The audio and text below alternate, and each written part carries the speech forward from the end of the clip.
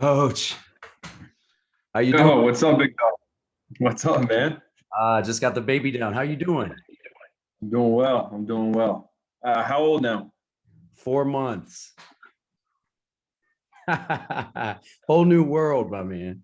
I know you don't sleep normally, but how are you sleeping now? Right? It's a free for all around here. How's it going up north, man? How's the team doing? How are your guys? And we're good. We're good. We're finally back in the gym. It was a long winter. We were out. Our last workout was like a week before Thanksgiving, and then we didn't get back in the gym until the first week of March, second week of March.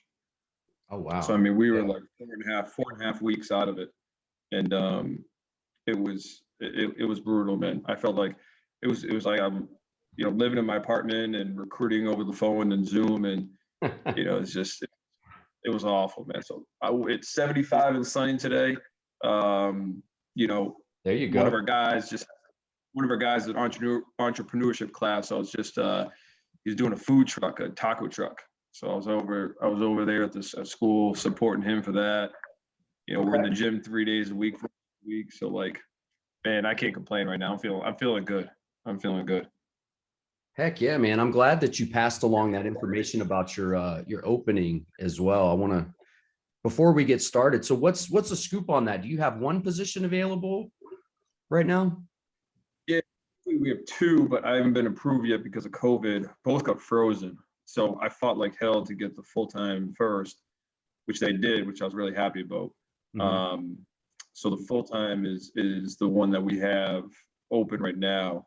Our part time's open as well because both of our guys last year got really good jobs, and you know, it, just timing was bad because then everything got frozen. All positions got frozen at Clark. So, anyways, with that, we're hoping to hire part time, but at minimum, I got the full time spot, so I'm happy with that for now. Oh, that's so cool, So man. That's awesome. yeah, Well, and yeah, I know that yeah, yeah. So, it's never a great thing to lose guys, but sometimes, you know, it, with those guys in their position in the business, it's good to move on. I mean, it's yeah, continuity is one thing, but I'm sure you feel proud that your guys have done such a nice job with you that they have other opportunities as well. no, 100%, and especially at our level, like one guy was here with the previous staff, and it was the fifth year he was here at Clark. And I was like, hey, listen, let's try to see if we can get you something. And luckily he did. He got a great prep school head job, at NMH, which is a really good school here, so it's like he Oh, got wow. that. And then our other guy got a DBO spot at UC Davis.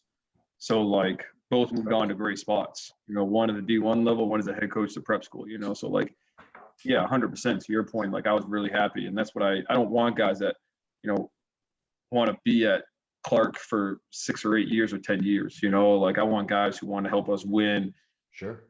but then 2, 3 years, whatever it takes, 4 years, whatever it takes, but aspire to get to D1 level, hopefully get paid a little bit more, Right. or go be a head coach. Go be a head coach yourself. So yeah, Hey, yeah, real no, quick, 100%. I was happy for him. heck yeah, NMH, that's a fantastic opportunity. Is he going to keep Spike on staff? Is Spike still around, Albrecht? That's a good question. I felt like Spike got a college job, got a GA college job. Did he? I Okay, I could be wouldn't be mistaken. surprised at all. Yeah, Okay. yeah. I felt like he got a GA spot somewhere. So they created a second team basically, as some prep schools have done now. So they have like their main team, and then they have like a second team of like not academic. All their kids are academic, but anyway. So yeah, he's got himself a few assistants. John Carroll runs that stuff. He does Right. pretty much whatever he wants over there. Yeah. Yeah. All right, well, we'll get right into it. Everybody, I want to say welcome to Maddog's Coach's Kennel. This is our second installment coming off of a great interview and Q&A session with Coach KHALIL SHAKIR, recently hired at Emory and Henry University in the ODAC. Tonight, we are talking with Tyler SIMMS, named the head coach at Clark University just a couple of years ago, June of 2019. He was fresh off of 4 years on the staff at Brown University in the Ivy League.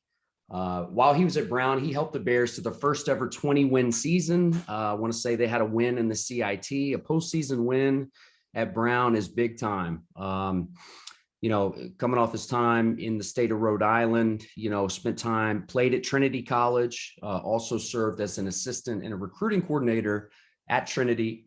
And I know he had a previous stop as well at Sienna as their director of basketball operations. First and foremost, welcome to the Kennel, Coach. We really appreciate you being here tonight.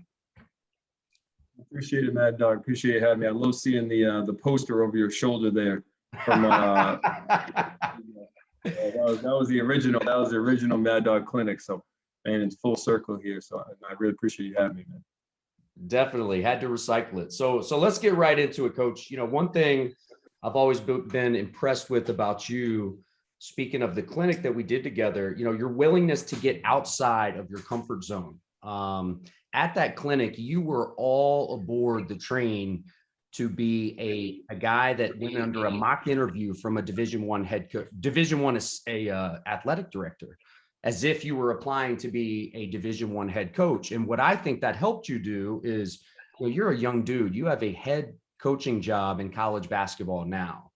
So my question for you is, what are some things that assistant coaches you've ended up hiring? What are some things that those guys have done that have impressed you before you actually hired them? Really, really good question. Yeah. So I was fortunate to learn from some great head coaches. And, when I was going through the process, obviously as an assistant, which, was only a couple of years removed, I always tried to emulate them as much as possible in a respectful manner, right? Understanding my position as an assistant relative to theirs as a head coach. So as I look for assistant coaches, in a very humble way, like I try to look for guys who definitely can challenge me, who definitely are different than myself, but also have that similar mindset in the sense of, listen, they want to eventually be a head coach, so they're going to carry themselves in that manner in everything that they do, obviously in their own way, right? Like you always hear it, and I think it's so true, is like, you got to be yourself. Like you have to be yourself. Like you can't be disingenuous from that standpoint. That being said, I do think there's, what's a hoop vision when he puts the right way. I don't know if you saw that montage the other day, but like, I think there is a right way, or like how you want to present yourself, how you want to carry yourself. And I think that's what I respect out of assistant coaches. The colleagues of mine and the guys that I want to hire. I think they have that mentality of like, listen, there's, we want to run our program the right way, no matter what level we're at. Division I, II, or III, doesn't matter to me. Like basketball, prep school, NAIA, JUCO, doesn't matter, right? It's basketball. There's ways to do things, and to me, like kind of seeing that from assistant coaches to be like, hey, listen, we talked about this a little bit just now. Like, I want guys to aspire to be at the highest level or whatever their goal is, right? I want guys to do that, but have 2 feet in while you're here, right? So like, great, have your eyes on the prize in the long term. But short term, let's kill it here, be all in, and I'm going to help you get to that next one if you help me, sort of deal. So I know it's a broad answer, maybe. It's not a specific thing, but I think just that mentality is really important to me. No, I completely agree with you. And there's no template, on how to do this, and everybody's looking, for different things. But with that said, I do think that there are some commonalities in head coaching, things that guys are looking for. And you mentioned Twitter today about that hoop vision. Hey, we're gonna do things the right way. I was scrolling this morning and saw a quote from Eric Musselman that I really liked. He said, guys, it's not a coach's job to assign a player a role. It's the player's job to carve out his own role and to earn his own minutes. And I'm curious as to your breakdown, for instance, when you were at Brown, as far as duties that you had as a specific role on the staff, and then that was your job as an assistant. And now as a head coach, how do you assign different duties to your staff?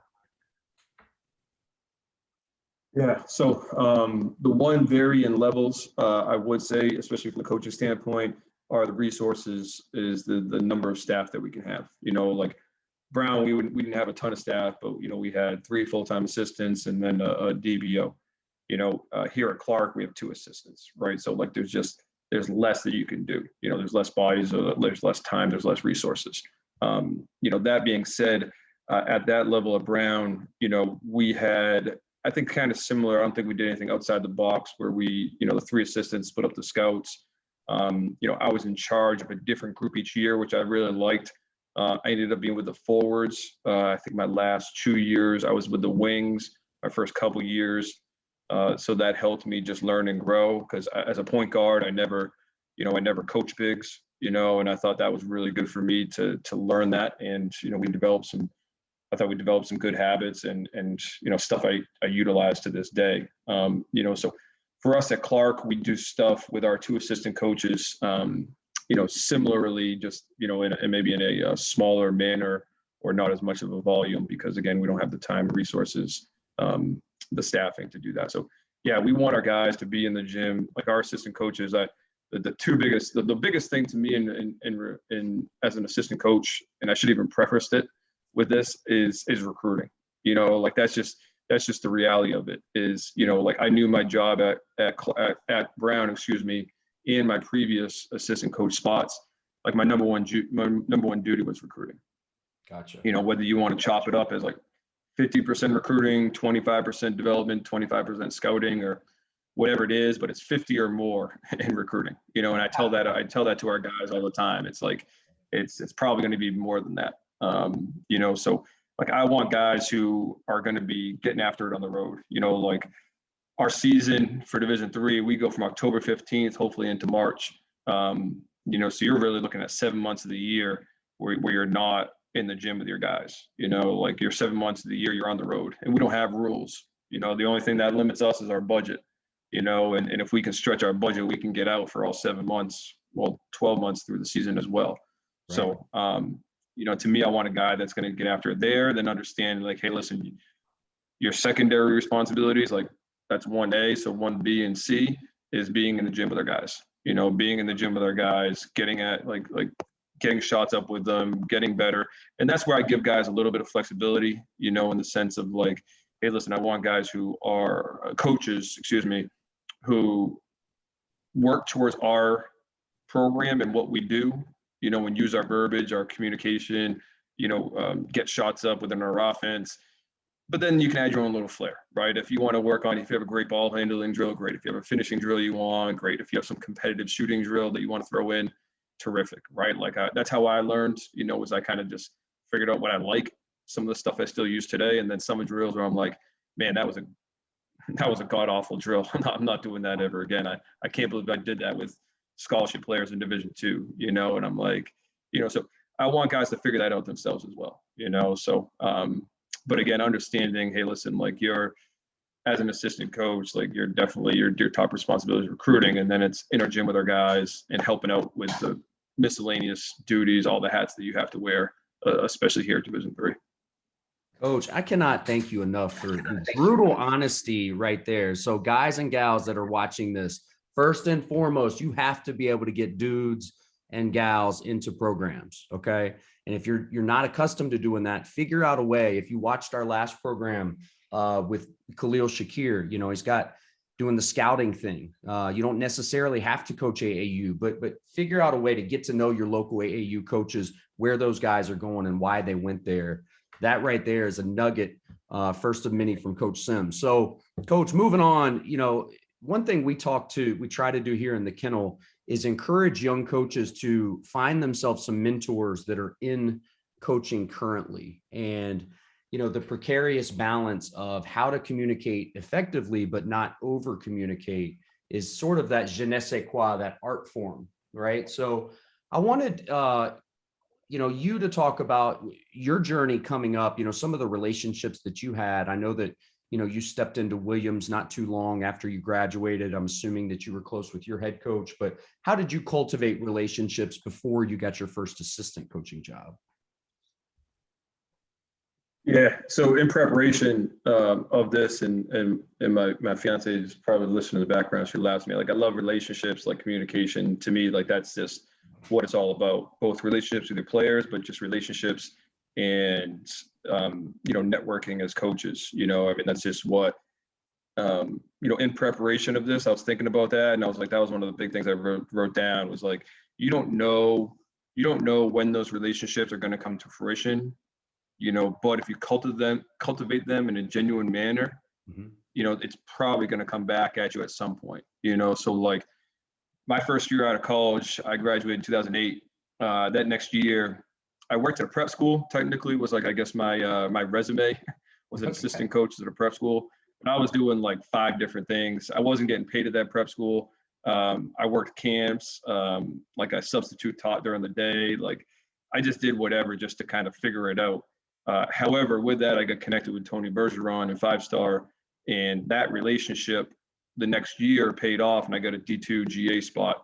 I cold called the guy. I said, "Hey, listen, I heard you got a job open," and he's like, "Yeah, who the hell are you?" And I was like, "Tyler SIMMS," and he's like, "What have you been doing?" And I was like, "All right, here's what I've been doing." He's like, "Oh, 5-star?" Well, he's like, "Okay." He's like, "Have Tony call me. Bye." And he hung up the phone. Now it came to come out, and I actually got that job. But it was just because of what I did that previous year, not knowing that was going to pay off for me. That being said, even like the prep school coach now is NE6 is a Under Armour UAA program. Mm-hmm. My prep school coach is now the head coach of that program, and I'm recruiting his kids. And people I work for in Springfield, Mass, have connections to another recruit that I'm looking at in the class of 2022.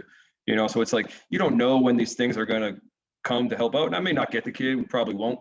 That's just the nature of it. But like you just don't know again when these relationships are gonna work in your favor. So whether it's for your own profession, your own career, or obviously, when you have an assistant spot or excuse me, a head coach spot, any position that, relationship wise and recruiting is what it's all about. I mean, and doing that, I think to go back in the most genuine way, the most genuine way that you can to keep in touch with guys. And that's something I always, marveled and for you, Maddog, was like, your relationship building and what you do with coaches. But, it's just, I always kind of envy that. I think I can do a better job at that. Like I look at guys like you and others who just like really genuinely care and want to help and do all these kind of things. Like to me, that's why it's like, that's what it's about. I mean, like we're all in it. Hopefully we're all in it to help kids, like I'm not going to say 100%, some people aren't, but I think that's why I coach. And I think that's why you should coach. And, the more that you can, build those genuine relationships to help kids at the end of the day, I think that's the sweet spot of our profession. Coach, I appreciate the kind words. I definitely try to keep up with a lot of the guys that I was fortunate enough to coach either high school or college level. But, that is one of my joys now is helping these young guys and young women try to find spots. But what I love is I'm just the middleman, right? Like I'll have an idea and I've got an idea for you. So men and women who are watching this, if Coach SIMMS is inundated with emails and packages after this, that's a good thing. So Coach, if you're up for this, one thing that young coaches have to be able to do on the administrative side, like at your level, you may have a DOBO, you may not. A lot of times you don't, right? So guys have to be able to create their own schedules, understand the budget, the paperwork, whatever. Let's just do a little like mock, let's say it's a non-conference game preseason. You guys are going on a road trip. Name 5 or 6 things that a young coach would have to do administratively to be in the running to be a good DOBO for somebody like yourself. Yeah, great question. And my DBO days at Sienna College, not too long ago, but a few jobs removed. But that's what we're, we don't have. Yeah, we don't have a DBO, and I mean, I know some D1 staffs that sometimes don't, and D2, we didn't either. D2, we had the same thing. We had 2 assistant coaches. So yeah. I mean, I think to go down the list. First off is the bus, like we don't fly, obviously. So, securing, make sure the bus is secure, make sure the timing of where, when it's going to be, where it's going to be, how long it's going to take to go some places. Like, we had a horror story. We got caught in the Mass Pike here. It was an accident. and it was my fault. Our assistant didn't know, and I'm like, listen, every trip you better have ways pulled up so we go the back routes and this doesn't happen again. And that's my fault in the head coach. But like little things like that of understanding, like, hey, listen, this is all part of your job. You can't rely on the bus driver to get us from A to B. You know, like fortunately it was a tournament, and fortunately we left really early. So, you know, it didn't screw us over for the game, but you know, it made us an hour and a half late, and I was not happy about that. But again, it's on me because I didn't do that. So like, you know, like travel with the bus, you know, food, obviously making sure that we have our post-game meal set up, that, you know, our guys' orders are obviously in the day before, cost to make sure it's under the budget, when it's going to be at the bus. Do you have the cell phone of the guy that's delivering it? Like all of those kind of things, right? That goes into your food order. Film, making sure that we know we have the film after the game right away. I like watching it. Sometimes I watch it at night. I try to step back a little bit so I remove the emotion and watch it the next morning. But either way, I don't want it to be, hey, we're just going to send it to you. Like, no, like let's make sure we know exactly when that film is going to be in our hand. If not, we better have a zip drive ready so we get that after the game and we have that file as we leave the locker room, right? I mean, there's 100 miscellaneous things, right? Like on top of food, I already missed. We need Gatorade, water, and snacks for the bus, so we have to make sure that's prepared. Laundry, right? Make sure that there's laundry bags available so our guys can throw their jersey right in the laundry bag on the way out. Geez, what else am I missing? I know I'm missing some stuff, but I mean, it just goes down the list, right? So it's like, whether it's a DBO or an assistant coach on our end, like, hey, you're in charge of travel. Here's all the stuff that you need. And I do actually have a file, like a Word doc on my computer that I could probably pull up to make it so I'm not rambling as much, but I think you get the point there. Maybe not quite 5, but hopefully get the point. No, I love it.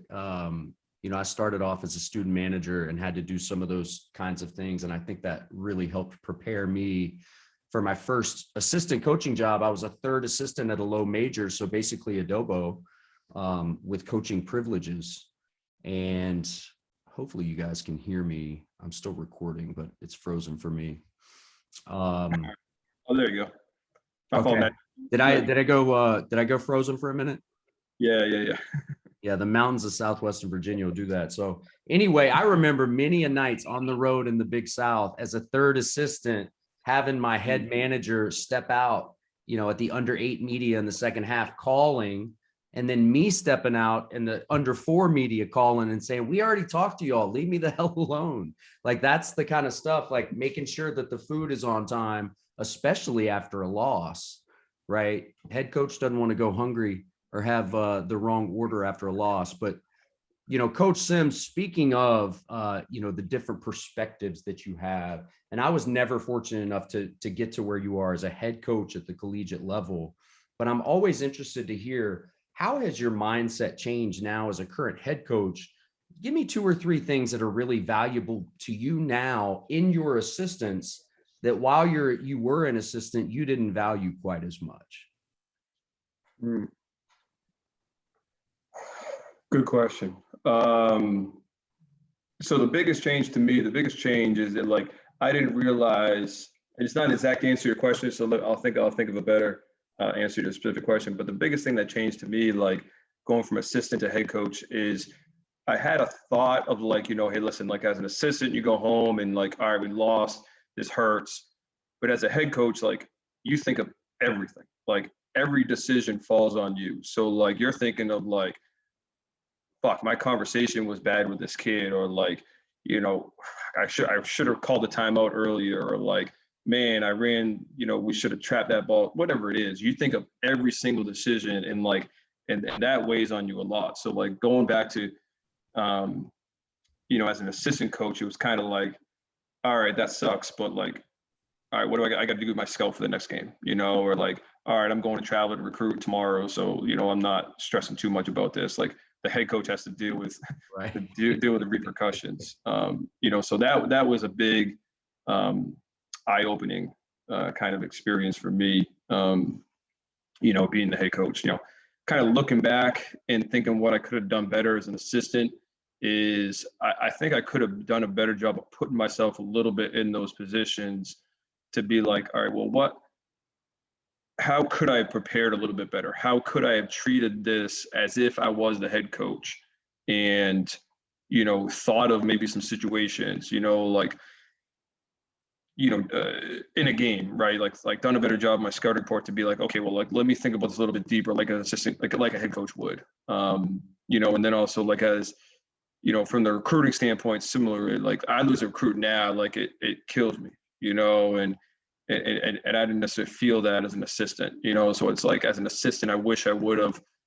And my head coach, especially at Brown, was on top of us for all the time, like on top of us for everything in a way that helped me learn, in a way that really helped me learn. So I kind of look back and I'm like, I wish I would have treated that job a little bit more than I thought I was, and I thought I was doing a good job. And I was, I had aspirations to be a head coach at any level, in the short and long term. So, I was starting to already think about that. But again, going back, I was like, I wish I would have maybe put myself in that position, a little bit more.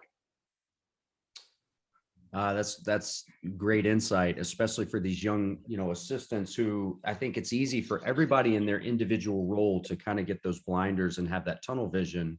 And that brings me to the next question about how in this business, you always hear about, all right, head coaches, they don't necessarily want yes men.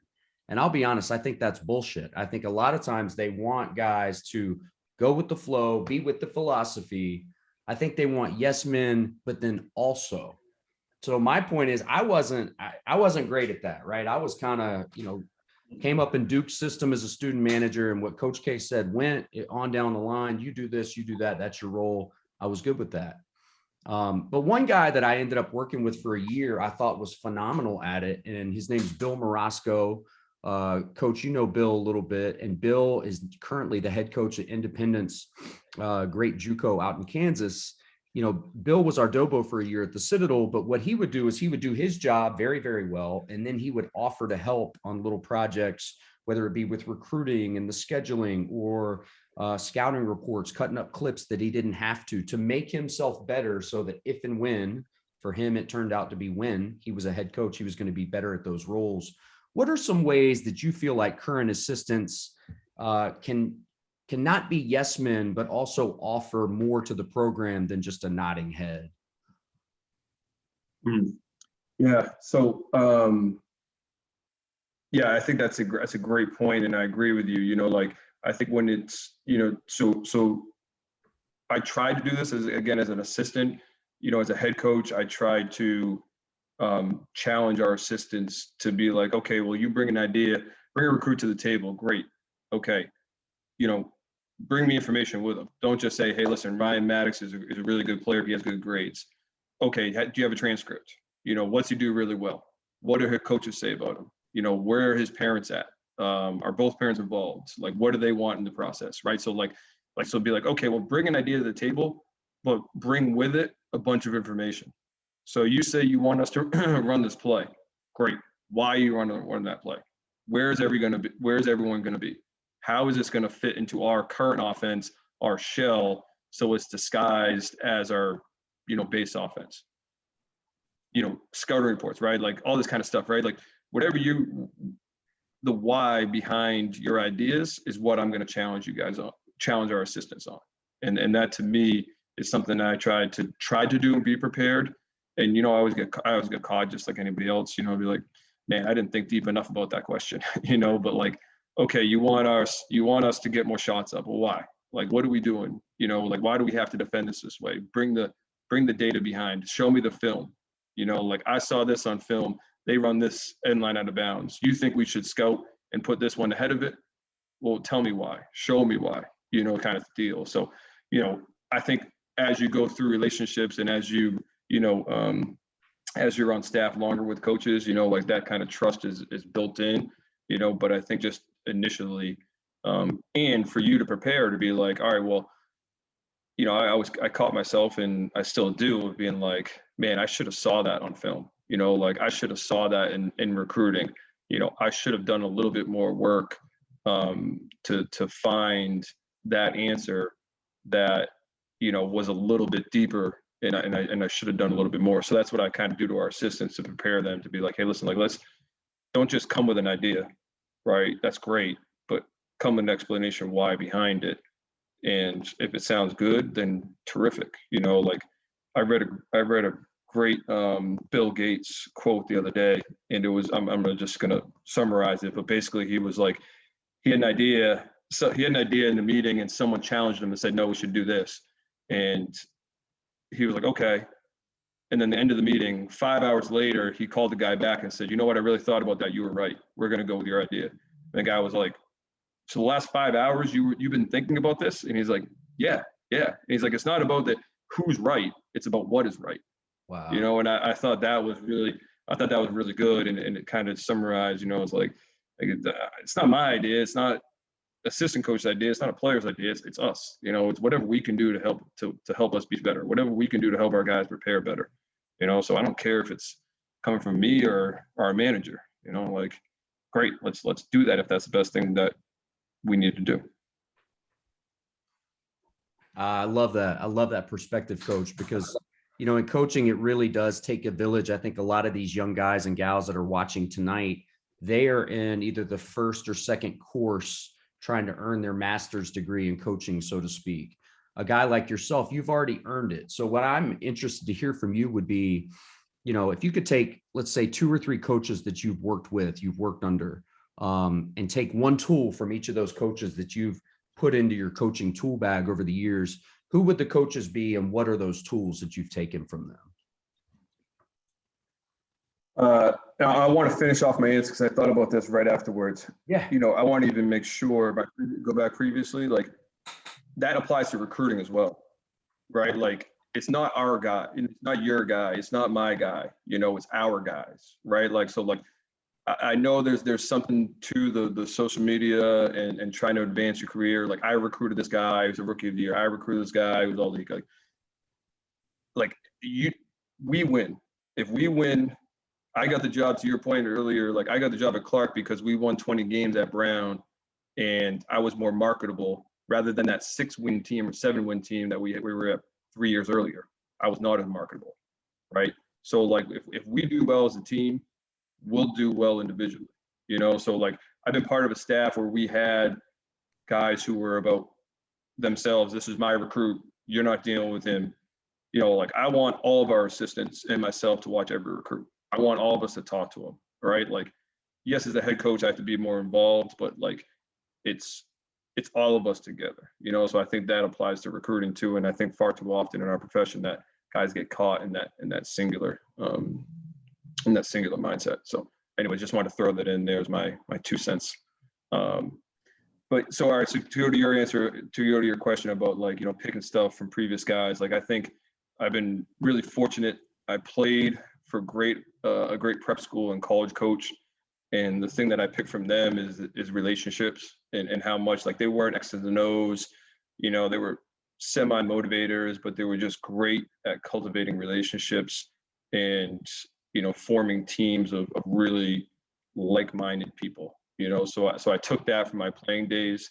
The more I'm removed from it, the more I see the value in that, of those relationships. And those are, hopefully if 2021 behaves and I get married to my fiance, that those guys will be at my wedding. And, I always say it all the time. It's like, that's what I want in recruiting or with our guys. I say to recruiting and I say to our guys, like, hey, listen, if we're doing our job, if I'm doing my job and we have the great relationships, I'm at that point, in your life, 20 years, 15 years, whatever it is from now.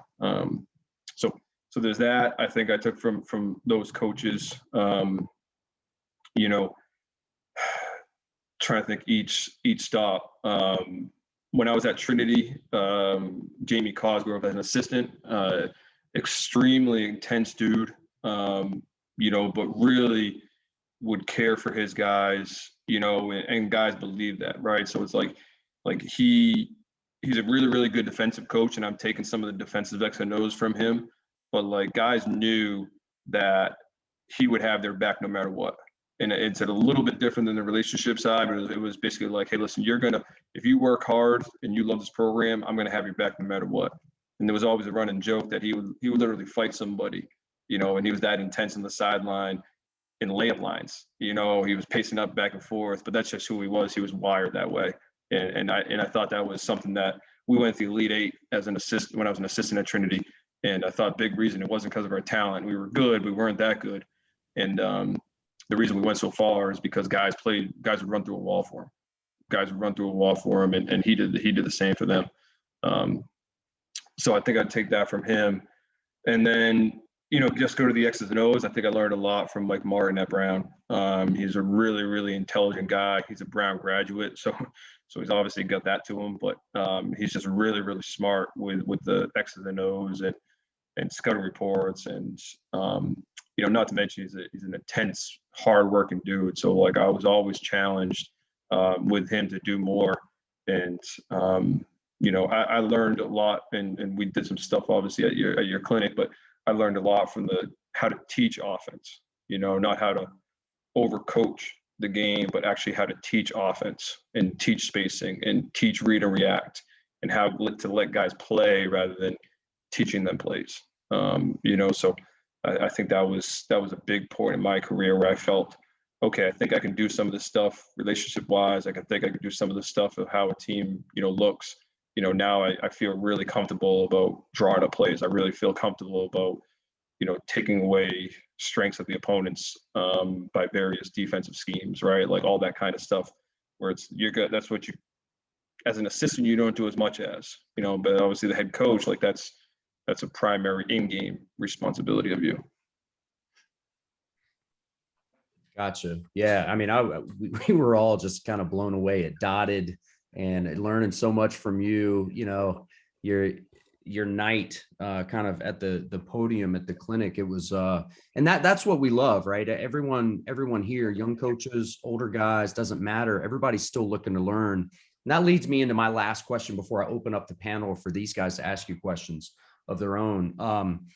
Could be during COVID, while everybody was furloughed, or just a resource that you've leaned on over the years, but give us a resource or two that you really value, whether it's a book or a podcast or YouTube channel, just some basketball resource that's really helped you in the last couple of years grow as a coach. Yeah, I need to read more. I've ordered a ton of books, to kind of get me once we finish this recruiting season, which is coming up in the last couple of weeks. I want to read a ton. My favorite book of all time and how I try to do some of our stuff teaching wise is The Talent Code by Daniel Coyle. It's a great book as far as like, why these talent hotbeds around the world in all different, sports, music, arts, going back to, writing in the 13th century and all this kind of stuff, right? It's just really cool way of looking at that. He wrote a book in a subsequent book called The Culture Code. So it was looking at team culture as well, which I really like. The Talent Code is kind of like the one that's like, all right, well, the term now getting floated around like small-sided games, like I love playing 3-on-3, like 3-on-3, 4-on-4 in small confined spaces, and teaching out of those, is a big way of what we do. So that to me is something that I love, and a book I always recommend. Podcast wise, I mean, I'll listen to everything. I love listening to podcasts. Who was it? So we have some pretty, not to plug Clark here and get on my recruiting pitch, but we have some pretty connected alumni who are really smart and intelligent. From Mark Lazary, who's the owner of the Milwaukee Bucks, is like the CEO of a financial firm in New York City and is worth like $2 billion. Like that guy is really, really involved. And then we have some great alums all the way down. One is Jay Ash, and he worked for he was the Secretary of Housing Development, of Economic and Housing Development in the state of Massachusetts. Anyway, so he said something that really resonated to me. He was like, I don't listen to music anymore. He's like, when I'm in the car, I don't listen to music. He's like, it's a waste of my time. He's like, I listen to podcasts. He's like, because podcast is information. Like that's what I that's how I learn. You know, like I'm in the car for an hour driving here. I'm in the car for an hour, 2 hours driving there, 15 minutes in the morning. Like I listen to podcasts, you know, and I thought that was maybe a little over the top because I still like listening to music every once in a while. Like you still need that from the mental standpoint. But like I'm big on that. So I mean, you go across the board, I could flip through and find stuff, but like, you know, the daily was something that was actually recommended to me because I've tried to step away and especially the last year has really humbled me in a lot of ways as far as what I don't know with the racial injustices going on in our country. Our guys trying to deal with COVID and be in college right now. We're like, I always say like we coach off experience, you know, like that's kind of like my background of why I do things is, hey, we did this in college or we did this, or we did this when I was playing. I did this with the previous, but like none of the shit we're going through right now is what we've ever dealt with before, you know? So I say that so because I've like kind of tried to take a step back and listen more, you know, and hear things and just try to be a little bit more aware of what's going on outside of my little bubble, you know, that I do live in, you know? So anyways, the Daily is a great one. It's by the New York Times and it just covers a wide range of topics and it's helped me just try to be informed in a lot of ways. I'm scrolling through here. Adam Grant, I really like Adam Grant and Malcolm Gladwell. They're both two like social psychologists and they cover a lot of different topics. Again, not so much in the coaching leadership realm, but again, trying to like just step outside my comfort zone a little bit and learn. But then there's a bunch of basketball and coaching ones. The Learning Leader by Ryan Hawk is a really good one. He does a great job of getting coaches, but just people from all different industries. David Rubenstein is on another podcast that I love. You know, and then there's other ones that Slapping Glasses are really cool, like their Twitter handle and their podcasts are great. You know, JJ Redick's, I really like JJ Redick, Woj, you know, all those kind of ones I'll listen to too. So, yeah, that's my podcast rant. The Twitter stuff, man, like my guy Zach Rivera does a great job in the pick and pop. You know, as I mentioned, Slapping Glass. There's like there's a ton of these that are out there that are really good. You know, and I think that's a great part of what the era we're in right now is that like, you know, I said it to our guys and I've said it in recruiting and other things. It's like the good thing we're in 2021 is we can do this, you know, instead of we can't travel, but we can do this over Zoom, you know, like can't go to coaching clinics, but you can go on Twitter and watch coaching clinics, you know, like, I mean, you can learn in so many different ways. You know, that I'm not old at all. Well, I don't think I'm old. But like when I got into the business in 2008, 9, my first season, my first year out, you know, we were doing VHS and DVDs, you know, I mean, like it's come a long way in a short period of time. So like, yeah, you can get shit done, you know, now virtually as much as you can, you know, in person. So, yeah, I love learning that stuff, man. I'm huge on that. I love trying to soak up as much knowledge, and some of it's never going to be used, but some of it might help you, you know? Well, I think your answer in and of itself is indicative of just how prepared head coaches are, right? Like I asked you for a resource or two and fellas, coach just dropped 10 dimes for us, right? Like, so there are books, there's Malcolm Gladwell, there's the Talent Code, there's so many different podcasts that coach just listed. That goes into his level of preparation. And he didn't know that question was coming. You know, my point is that when you're prepared to do something, it's all encompassing. So these guys have been preparing to ask you questions, coach. And I'm going to open up this panel. All I ask that you guys do is just say your full name and then where you're dialing in from tonight. So coach has an idea. We do have people, you know, I know guys from South Carolina, Florida, North Carolina, New York, Kansas, California. There are a couple people in the waiting room. So excited to hear your questions much more than hearing myself talk, and let her rip. Appreciate you, coach. Likewise, Maddog.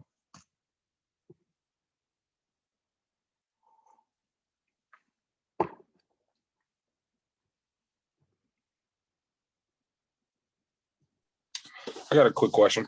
I might not have as much, maybe as much knowledge as some of these other guys, but I just want to know, like, one of the most difficult things you had to deal with, maybe not as just a head coach, but maybe more so as a coach period, just in a program where you had to work with kids and stuff like that. Because I've always heard once you get to, oh, I know I forgot this part. I'm DOMINIQUE, ROSA. I'm from Virginia. But yeah, just as the difficult part of just being a coach or just being in a system where you have to work with kids. Because I know I've heard the thing where you get to college and it becomes more of a business side of it, and high school is more of like a emotional, I guess, connection to the kids and having more of a relationship. It seems like this entire thing has a lot to do with you having more of a relationship with the kids, and that's seems pretty huge to me, because that's something I aspired to want to do, and I didn't know once you get to college it becomes more of a business. So I just want to know, like, what was the most difficult thing as far as you transitioning to these difficult programs, and what it was like transitioning, and maybe what was the most difficult part of it? Yeah, no, it's a great question, man. Great to meet you as well. Obviously, appreciate you coming on. Thank you.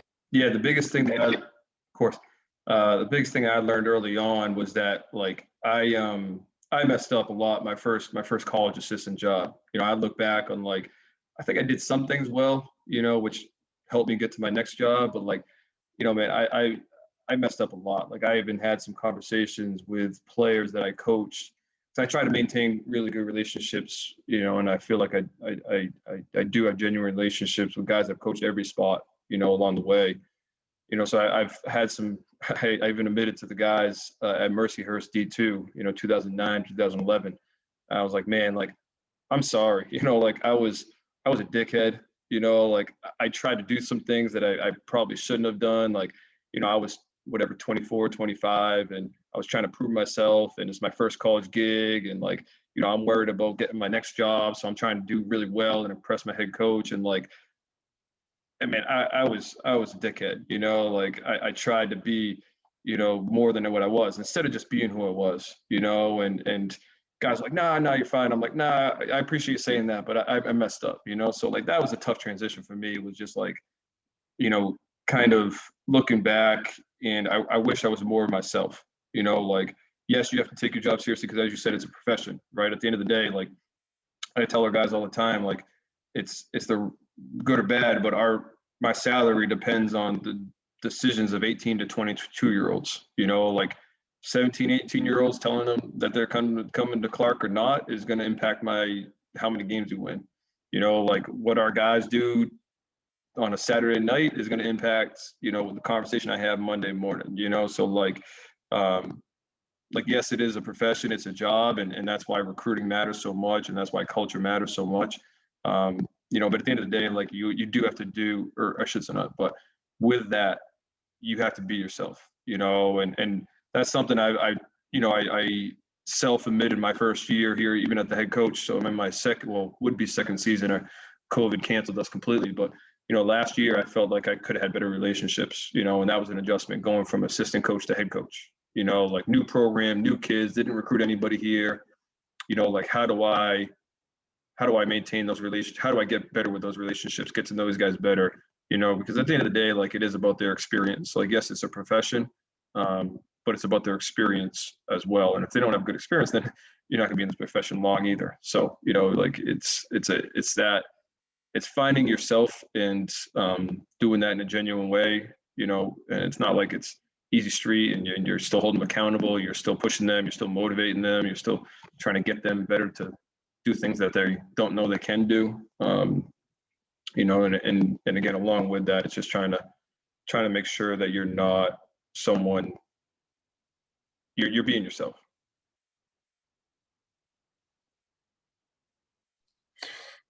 Yeah. Thank you, Coach. For sure.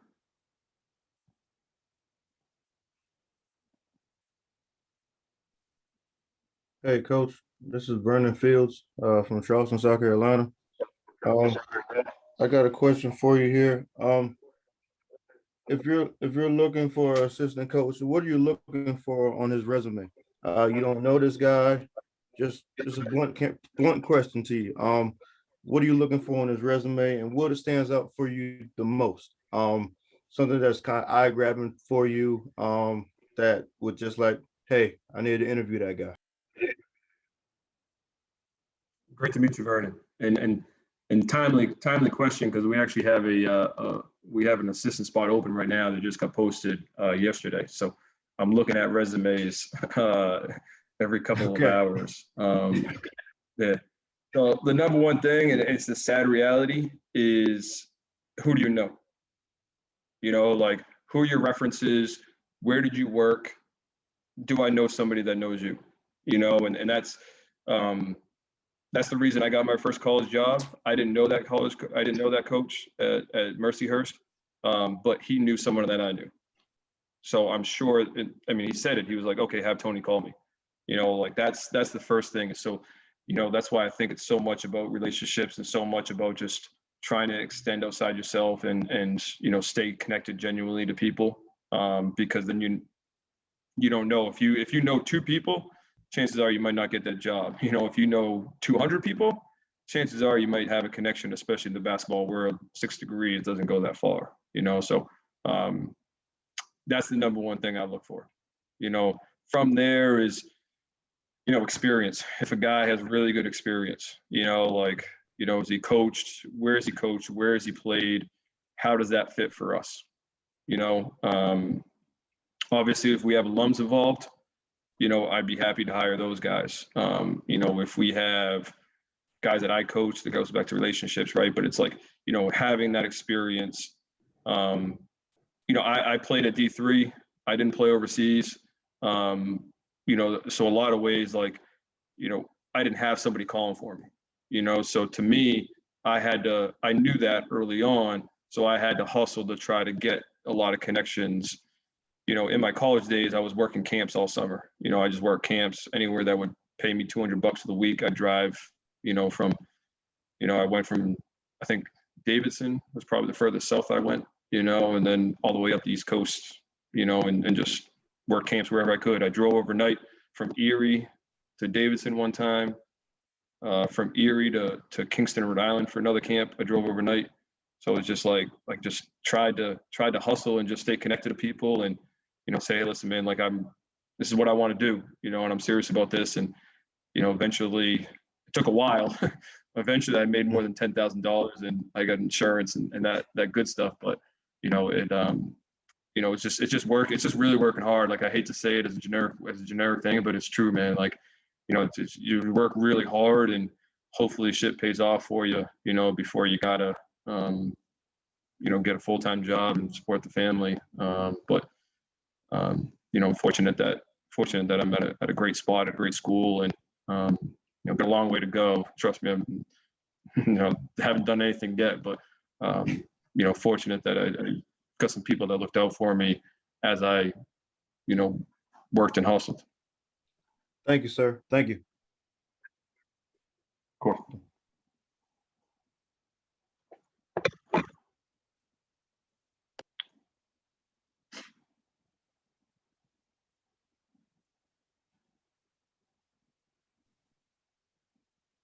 Hey, Coach, before somebody One else, thing else.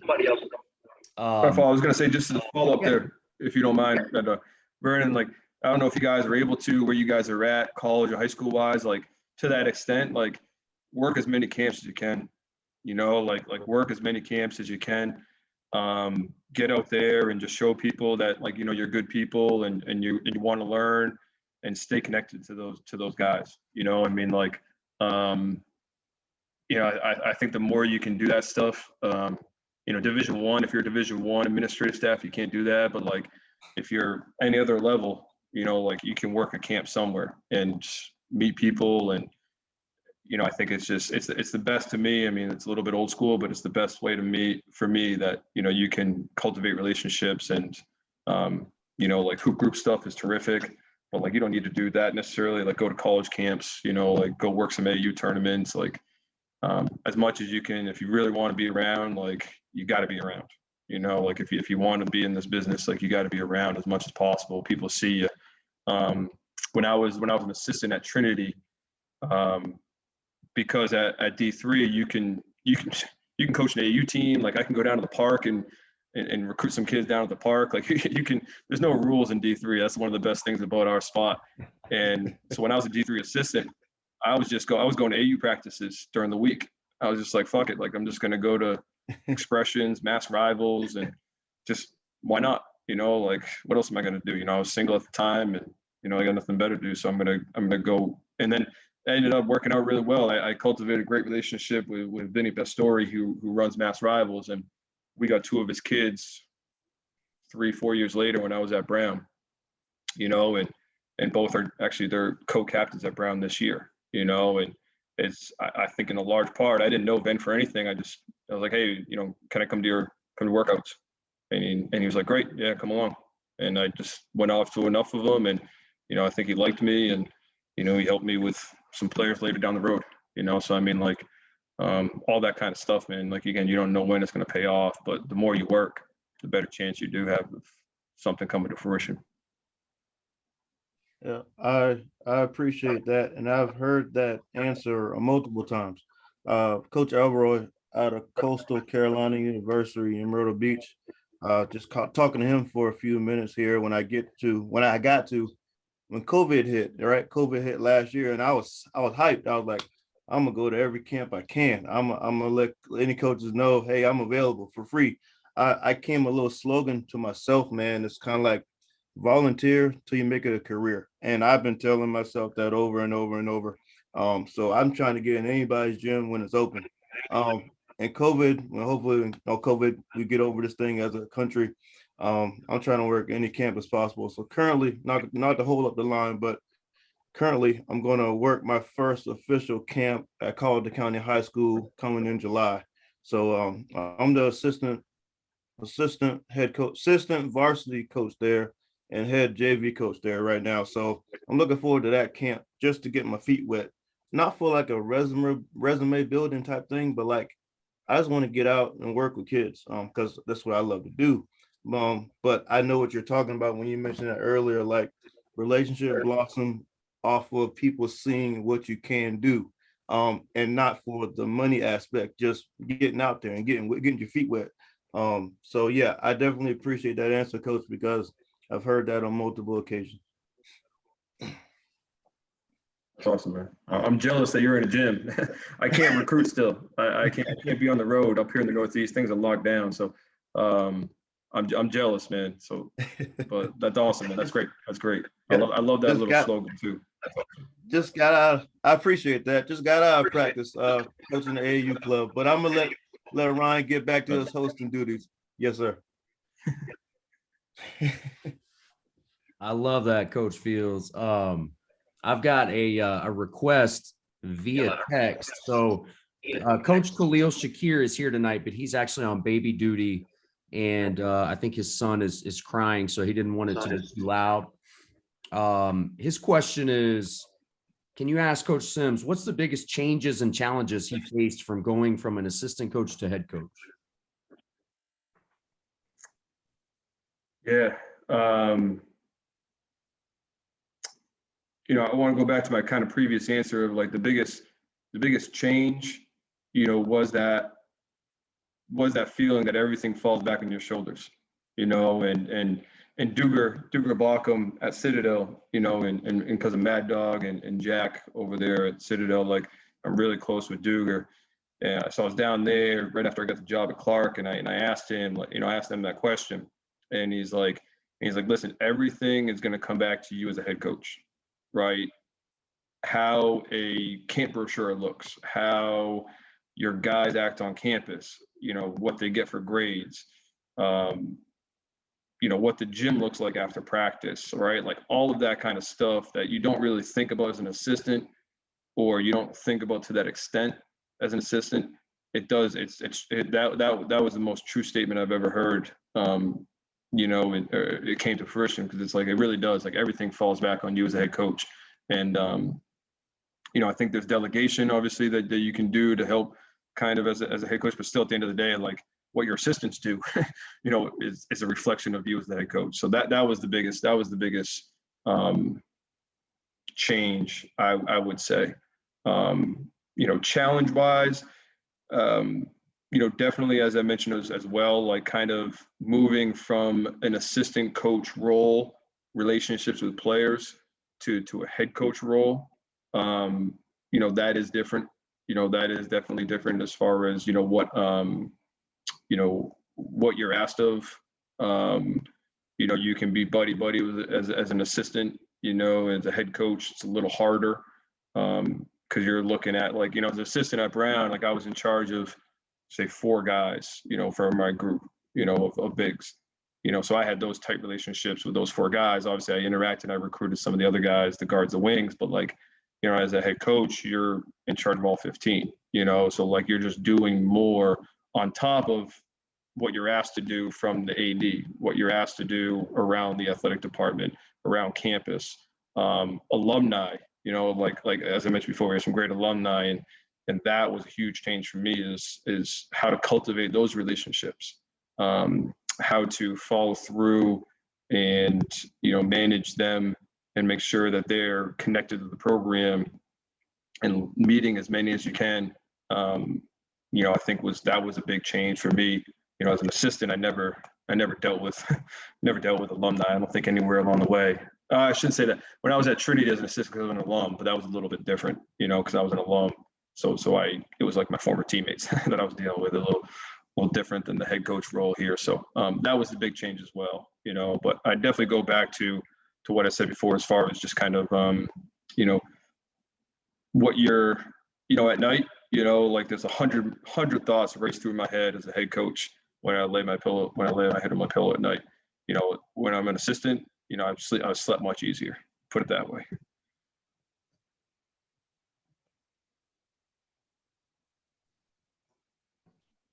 All right, fellas, want to give you just another chance here. Austin or Anthony, if you have questions, please feel free to unmute yourselves. We're lucky enough to have, one of about 1,000 head coaches in the whole country at the college level. So this is a treat for me. This is a guy that I look at, he's very young age-wise in the business, but has over 10 years of college coaching experience, and he's on his way up. So Coach, I can't tell you enough how much we appreciate your candor. One fill-in question I've got, I'll give these guys just a couple more minutes if they're nervous or something, but one thing that I used to recoil at, right, on the road recruiting, and I'm not a genius, right? So I'm watching at the Citadel or VMI, I've got to watch like 100 dudes and have notes on all of them, know exactly who they are. So I'm writing stuff down. I'm really evaluating. And there are guys up there just chatting it up. I mean, it's like a social, right? So I figured, all right, I'm not going to socialize that much on the road. We'll do clinics and things like that. But what are a couple of things that you see some assistants doing, whether it's recruiting, anything? Doesn't have to be your assistants, but they may not know that that's not what a head coach wants. But things that you don't like that you see in some assistants. Yeah, no, that's it's a good question. So I'm careful because as I mentioned before, I don't want to contradict myself. Like, you got to be yourself, like you definitely have to be yourself and who you are, and I truly believe that. I do think there's something to how you carry yourself and how you represent yourself in your school that other people are going to see and are aware of. So like, it's like I don't think I completely adhere to this quote, but like it's the old quote, like, dress for the job you want, not the job you have. I do think there's some truth in that, as far as like how you present yourself and how you represent your school, and so, like, you don't have to, some guys do, some guys really want to be really formal and tuck in their shirts and wear collar shirts, which, like usually I wear a collar shirt and I wear slacks, like that's just kind of how I like to represent, whether it's Clark Brown, Mercier C, whatever it is, I think that's just like good attire. But I think there is a way, like I've seen some coaches that are like, sitting in the corner Indian style, or like one coach at a camp was like doing push-ups, because he was every time out, it was a camp over the summer and he was refereeing. So every time there was a timeout, he'd start doing some push-ups.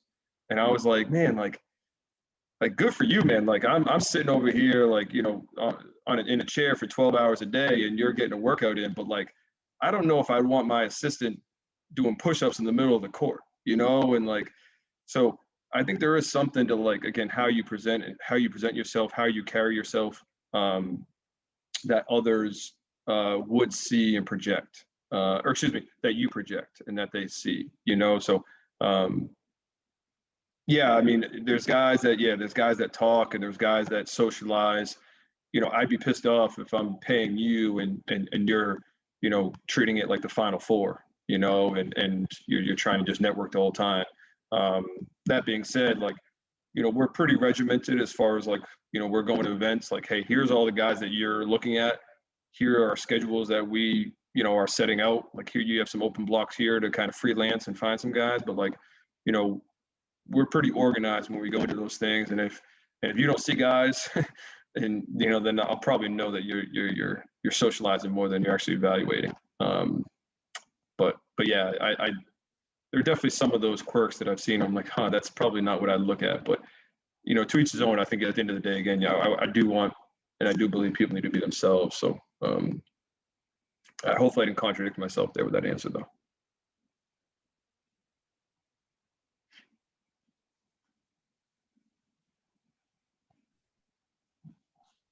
Hey, Anthony, if your mic is working, go ahead, bud.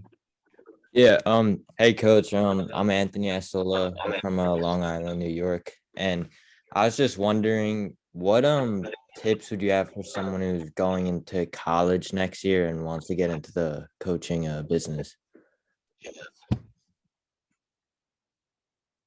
Yeah, as I mentioned to Coach Fields, and like, work camps, like get in front of as many college coaches as you can.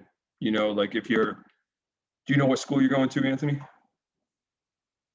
I'm probably going to be going to either Marist or Fairfield. Great, nice, great schools, really good head coaches at both spots, right? So, like, if you decide, you know, to go to either, if you haven't already been in contact with those coaches, contact them and say, hey, listen, here's the deal. I want to get into college coaching. Do you guys have managers?